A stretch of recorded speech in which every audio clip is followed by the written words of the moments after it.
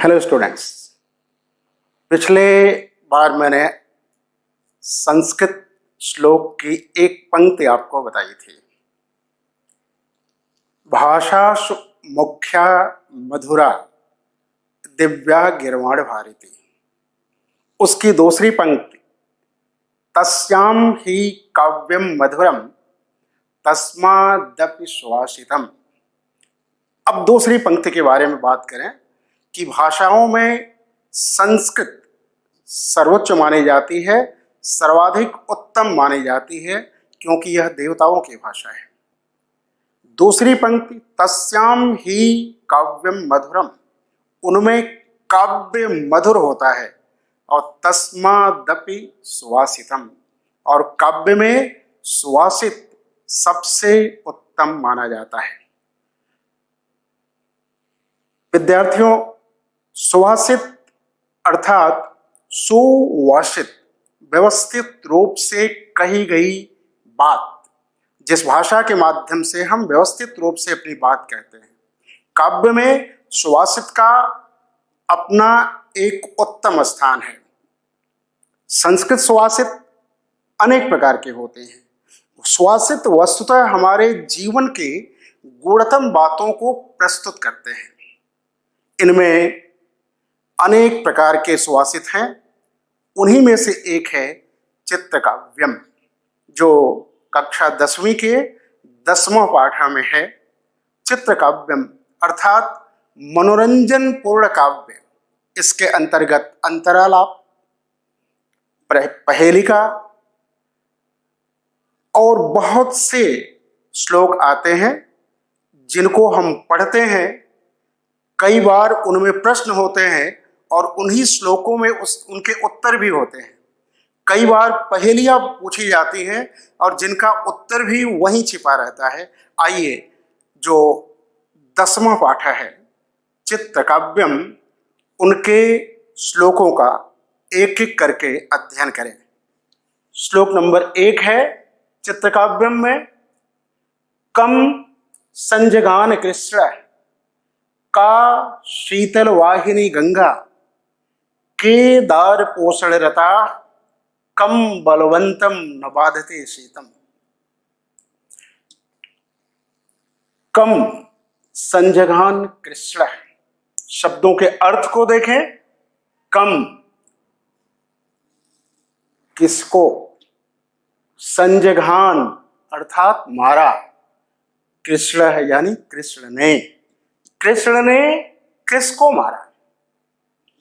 दूसरी पंक्ति देखें, का शीतल वाहिनी गंगा। शीतल वाहिनी एक शब्द है, का शीतल वाहिनी गंगा। शीतल वाहिनी अर्थात धीमी गति से बहने वाली, गंगा अर्थात गंगा नदी। धीमी गति से बहने वाली गंगा नदी कौन सी? के दार पोषण रता, के दार पोषण रता। दार अर्थात पत्नी, पत्नी और परिवार का भरण पोषण करने वाला कौन? और अंतिम में है कम बलवंतम न बाधते शीतम। किस बलवंतम यानी बलवान व्यक्ति को न बाधते शीतम, शीतम यानी ठंडी, ठंडी नहीं लगती है। अब आपने इस श्लोक में देखा प्यारे बच्चों कि हर जगह प्रश्न है, इन प्रश्नों का उत्तर नहीं है। यह अपने आप में ऐसे जो श्लोक है, यह जो श्लोक है कम संजगान कृष्ण, जब इसी में इसका उत्तर ढूंढेंगे तो शब्दों को थोड़ा सा आप अलग करें। कम संजगान कृष्ण में सम को आप इसके साथ में पढ़िए। कंसम जघान कृष्ण है, कंसम जघान कृष्ण है। कृष्ण ने जघान यानी मारा, किसको? कंसम, कंस को। कृष्ण ने कंस को मारा। आपने देखा कि संजघान का सम इसके साथ में जोड़ने के कारण उसका उत्तर वही मिल गया। यह विशेषता है चित्रकाव्यम की। कंसम जघान कृष्ण, कृष्ण ने कंस को मारा। दूसरी पंक्ति में का शीतल वाहिनी गंगा, धीमी गति से बहने वाली गंगा नदी कौन सी? तो आप यहां भी शी को आप ले लीजिए का के साथ में। काशी, काशी तलवाहिनी गंगा, काशी अर्थात वाराणसी, वाराणसी से, काशी से सटकर बहने वाली गंगा, काशी से सटकर बहने वाली गंगा। आप जानते हैं गंगा नदी जब हिमालय से निकलती है तो उसका वेग बहुत तीव्र होता है, लेकिन पठारी प्रदेशों में आते आते उसका वेग कम हो जाता है, धीमा हो जाता है, और वाराणसी काशी के पास पहुंचते पहुंचते उसकी तीव्र गति काफी मध्यम हो जाती है। और इस तरीके से आपने दूसरे पंक्ति में इस अक्षर को, शी को का के साथ जोड़ने से काशी तलवाहिनी गंगा। प्रश्न था कि काशी तलवाहिनी गंगा, उत्तर मिला आपको काशी। मध्यम गति से बहने वाली गंगा नदी कौन सी? तो काशी अर्थात काशी से सटकर बहने वाली गंगा नदी। तीसरी पंक्ति, के दार पोषण रता, पत्नी और परिवार का भरण पोषण करने वाला कौन? यहां भी कुछ शब्दों को आप एक दूसरे से जोड़ने का प्रयास करें विच्छेद करके। केदार, केदार अर्थात खेती की उचित मशक्कत करने वाला अर्थात किसान, कृषक। केदार पोषण रहता, केदार अर्थात खेती की उचित मशक्कत करने वाला। तो पत्नी और परिवार का भरण पोषण करने वाला कौन? केदार अर्थात खेती की उचित मशक्कत करने वाला किसान। और अंतिम पंक्ति आप देखें प्रथम श्लोक का, कम बलवंतम न बाधते शीतम, किस बलवान व्यक्ति को ठंडी नहीं लगती है? ठंडी तो सबको लगती है, लेकिन इस श्लोक की विशेषता देखें आप कि अंतिम जो पंक्ति में दिया है कम बलवंतम, तो एक साथ कर लीजिए कंबलवंतम, कंबलवंतम न बाधते शीतम। वह व्यक्ति जिसने कंबलवंतम, कंबलवंतम जिसने कंबल ओढ़ लिया, कंबलवंतम न बाधते शीतम, वह व्यक्ति जिसने कंबल ओढ़ लिया हो उसे ठंडी नहीं लगती है। अन्वय की बात करें, अन्वय से अर्थ और स्पष्ट हो जाएगा। कम संजघान कृष्ण है, का शीतल वाहिनी गंगा, के दार पोषण रता, कम बलवंतम शीतम न बाधते।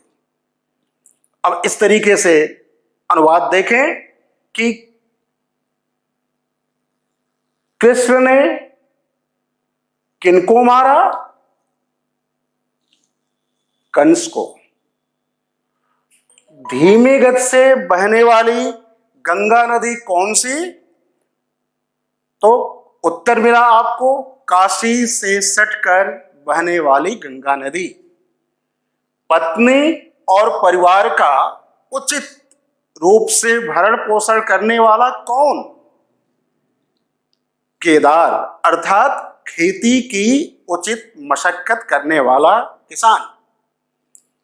किस बलवान व्यक्ति को ठंडी नहीं लगती है? वह भी उस व्यक्ति को जिसने कंबल ओढ़ लिया हो। कुछ शब्द हैं जिनका समानार्थक और विरुद्धार्थक परीक्षा के दृष्टिकोण से जानना अत्यावश्यक है। गंगा, दूसरी पंक्ति में देखें एक शब्द आया हुआ है गंगा, गंगा का समानार्थक शब्द होता है जाह्नवी। उसी प्रकार अंतिम पंक्ति में एक शब्द है बलवंतम, बलवंतम अर्थात जो मजबूत हो। वह कौन व्यक्ति? तो बलवंतम का जब विरुद्धार्थी करेंगे, विरुद्धार्थक शब्द है उसका दुर्बलम। अंतिम पंक्ति में ही एक शब्द है शीतम। शीतम का विरुद्धार्थक शब्द है उष्णम।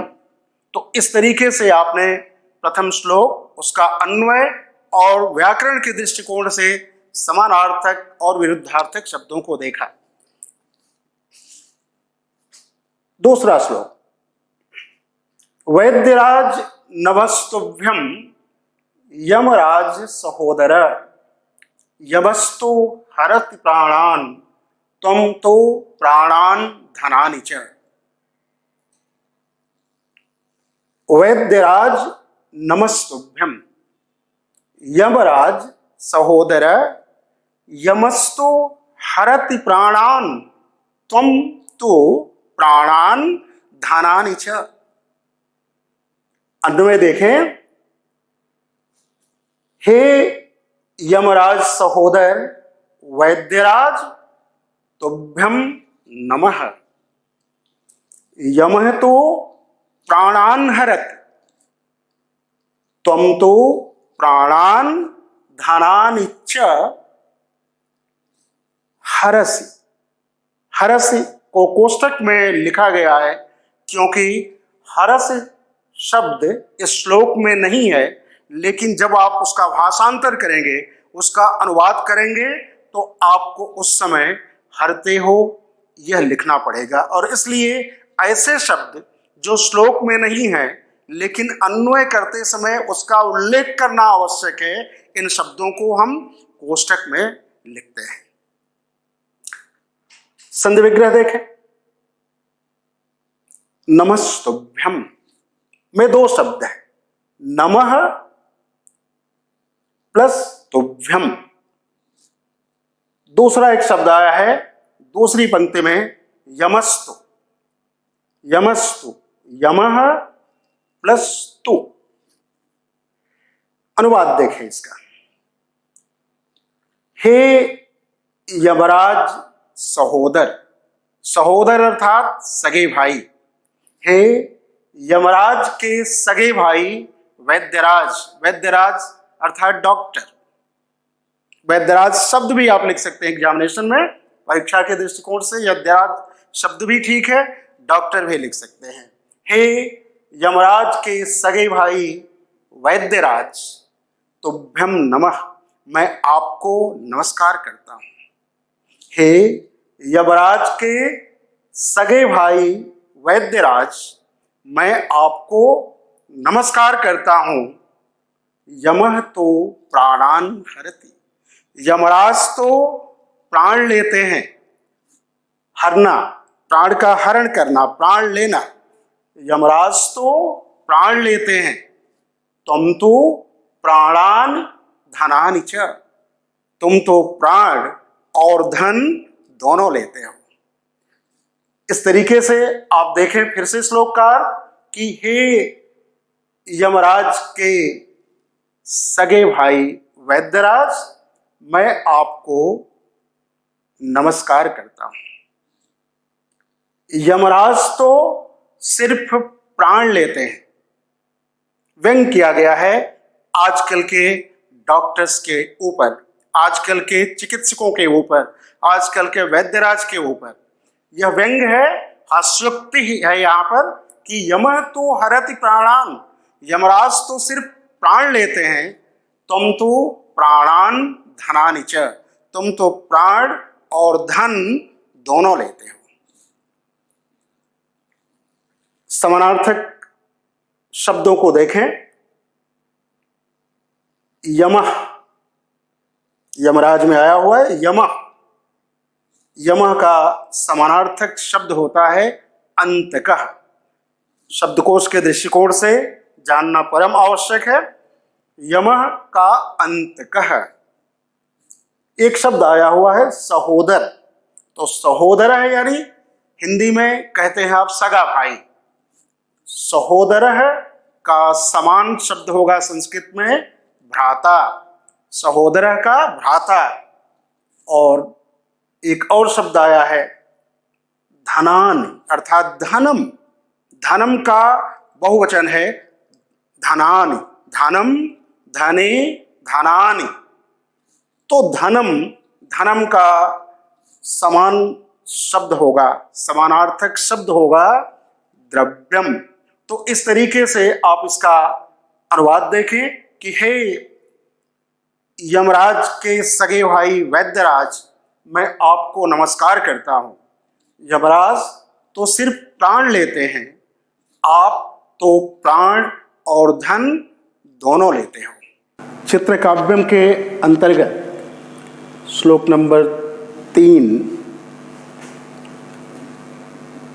प्यारे बच्चों, यह एक पहेली है।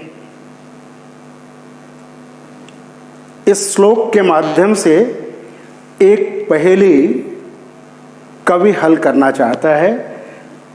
अयम न भक्तो न च पूजको वा घंटाम स्वयं नादयते तथापि धनम जनेभ्यः किल याचतेयम न याचको वा न च निर्धनो वा।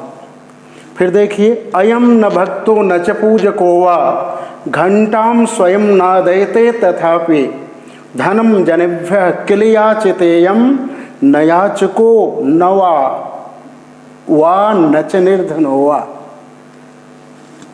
अनुवाद देखिए। अनुवाद के पूर्व आप इनके शब्दों के अर्थ की शुरुआत करें। अयम न भक्तो न च पूजको वा। भक्त, यह भक्त नहीं है। न च पूजको वा, यह पूजक भी नहीं है। पूजक यानी पूजा करने वाला, पुजारी। घंटाम स्वयं नादयते तथापि, तथापि यानी फिर भी वह घंटा स्वयं बजाता है। यह भक्त नहीं है, पुजारी भी नहीं है, लेकिन घंटा वह स्वयं बजाता है। धनम जनेभ्यः किल याचतेयम, धनम जनेभ्यः किल याचतेयम। जनेभ्यः लोगों से धन यह मांगता है, यह लोगों से धन मांगता है, लोगों से पैसा मांगता है। न याचको वा, यह याचक नहीं है। याचक यानी, याचक अर्थात भिखारी, यह भिखारी नहीं है। न वा निर्धनो वा, न वा च निर्धनो वा, और यह गरीब भी नहीं है। निर्धन अर्थात गरीब। यह भिखारी भी नहीं है, यह गरीब भी नहीं है, फिर भी यह लोगों से धन मांगता है। यह भक्त भी नहीं है, यह पुजारी भी नहीं है, फिर भी घंटा स्वयं बजाता है। अब आइए इसके अंतर्गत और डिटेल में हम इसका अध्ययन करें। अयम न भक्तो न च पूजको वा घंटाम स्वयं नादयते तथापि धनम जनेभ्यः किल याचतेयम न याचको वा न च निर्धनो वा। अन्वय देखिए आप। अयम यद्यपि न भक्तः न पूजकः तथापि स्वयं घंटाम नादयते, सह न याचकः न वा निर्धनः तथापि जनेभ्यः धनम याचते। शब्दों के विच्छेद को देखें। जो शब्द एक दूसरे से जुड़े हुए हैं उनका यदि हम विग्रह कर लेते हैं और शब्द का अर्थ समझ जाते हैं तो हमारे लिए अनुवाद करना या भाषांतर करना सुगम और सरल हो जाता है। आइए देखें शब्दों को। एक शब्द आया है तीसरी पंक्ति में, याचतेयम, याचतेयम। इसको अलग करें तो याचते प्लस अयम, याचते प्लस अयम।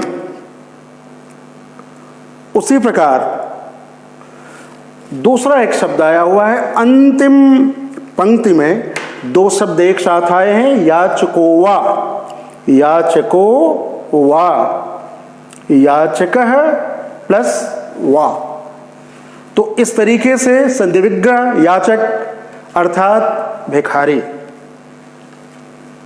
अब शब्दों के अर्थ और अन्वय संधि विच्छेद के बाद आप देखें इसका अनुवाद। यह यद्यपि भक्त नहीं है अथवा पुजारी भी नहीं है, फिर भी स्वयं घंटा बजाता है।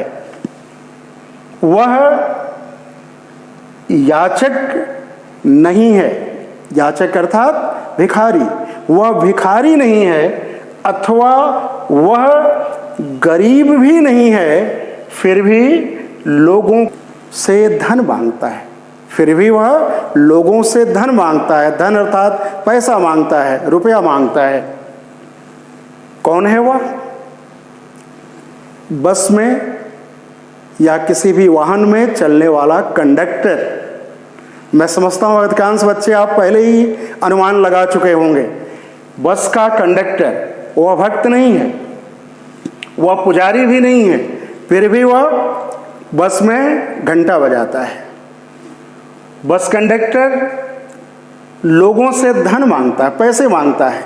एक स्थान से दूसरे स्थान पर जब हम जाते हैं तो उसका टिकट होता है, उसके पैसे को हमसे मांगता है। वह पैसा मांगता है, लेकिन वह भिखारी नहीं है और न ही वह गरीब है। तो इस पहेली का उत्तर हुआ कंडक्टर। अब अंतिम बात, इवेंचुअली फाइनली आप इसका ट्रांसलेशन देखें। यह यद्यपि भक्त नहीं है अथवा पुजारी भी नहीं है, फिर भी स्वयं घंटा बजाता है। वह भिखारी नहीं है अथवा गरीब भी नहीं है, फिर भी लोगों से धन अर्थात रुपए और पैसे मांगता है। ब्रैकेट में आप लिख सकते हैं, कोष्ठक में आप लिख सकते हैं कंडक्टर। इनके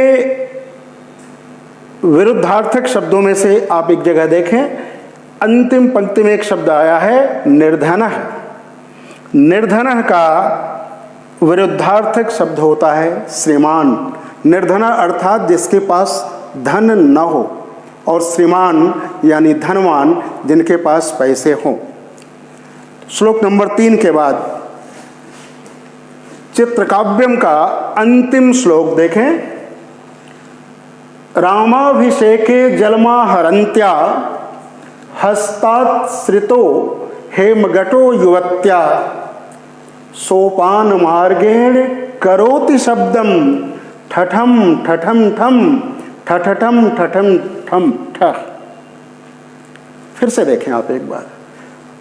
रामाभिषेके जलमाहरन्त्या हस्ताश्रितो हेमघटो युवत्या सोपान मार्गेण करोति शब्दम ठठम ठठम ठम ठठठम ठठम ठह।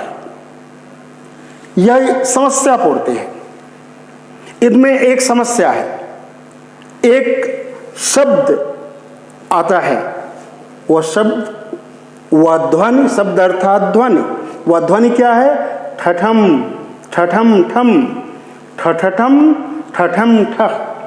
वह ध्वनि कहाँ से आती है? अनुवाद देखें आप। रामाभिषेके, दो शब्द है यहाँ।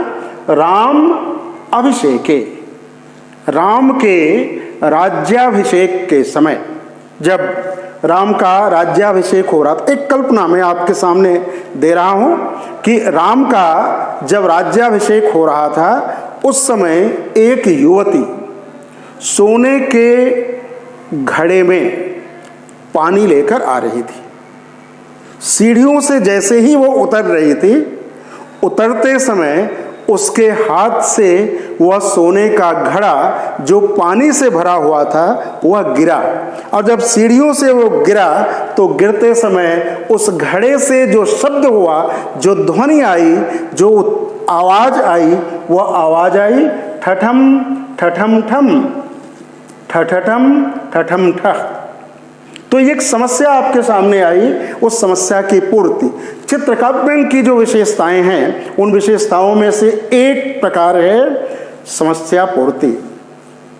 रामाभिषेके, राम के अभिषेक के समय, अभिषेक यानी राज्याभिषेक, राम के राज्याभिषेक के समय जलमा हरंत्या, दो शब्द है यहां, जलम आहरयंत्या, जलम आहरयंत्या, जल को लेकर आना, हस्तात् यानी हाथ से, श्रितो हेम घटो, हेम अर्थात सोना, सोने का बना हुआ घटो यानी घड़ा, जिसे आप मटका भी कहते हैं, सोने का बना हुआ मटका, सोने का बना हुआ घड़ा, युवत्या यानी वो युवती, सोपान मार्गेण, सोपान अर्थात सीढ़ी, सीढ़ी से, मार्गेण यानी रास्ते में, करोति शब्दम, अनुवाद देखिए आप, रामाभिषेके जलम अन्वय में आप उस श्लोक को रामाभिषेके आप उसको गद्य के रूप में कर लेते हैं, अनुवाद आपके लिए आसान हो जाता है। रामाभिषेके जलम आहरयंत्या युवत्याः हस्तात् श्रितः हेमघटः सोपान मार्गेण ठठम ठठम ठम ठठठम ठठम ठः इति शब्दम करोत्। अनुवाद देखिए, राम के राज्याभिषेक के समय जल लेकर आ रही युवती के हाथ से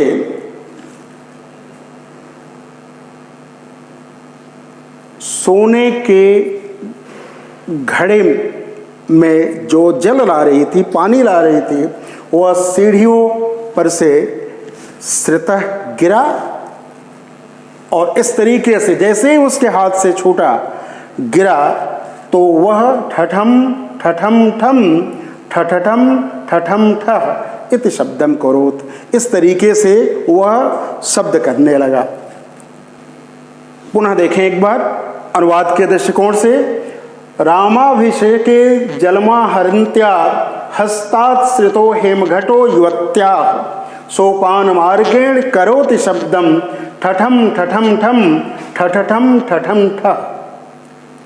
अन्वय देखें, रामाभिषेके जलम आहरयंत्या युवत्या हस्तात् श्रितः हेमघटः सोपान मार्गेण ठठम ठठम ठम ठठठम ठठम ठः इति शब्दम करोत्। अनुवाद देखें, भाषांतर देखें आप इसका। राम के राज्याभिषेक के समय जल लेकर आ रही युवती के हाथ से सोने का घड़ा सीढ़ियों के मार्ग से गिरते हुए ठठम ठठम ठम ठठठम ठठम ठ इस प्रकार का ध्वनि करता है, शब्द करता है। अब यहां करोत, करोत यह वर्तमान काल है, करता है, लेकिन राम के राज्याभिषेक के समय के उस घटना को काल्पनिक रूप में कवि ने यहाँ दर्शाने का प्रयास किया है। अनुवाद करते समय आप उसको भूतकाल में भी लिख सकते हैं। किया, करता है भी सही है, किया यह भी सही है। समानार्थक शब्दों को देखें, जलम तोयम, उसी प्रकार दूसरा शब्द है शब्दः, शब्दः का ध्वनि है। हेम एक शब्द आया हुआ, हेम, हेम घटा, घटा घड़ा किस चीज का बना हुआ? हेम, सोने का, तो हेम का सुवर्णः। हस्तः, हस्तः का करः। और विरुद्धार्थक शब्द देखें, युवती, युवत्याः आया हुआ है, तो युवती, युवती का विरुद्धार्थी शब्द है वृद्धा। तो इस प्रकार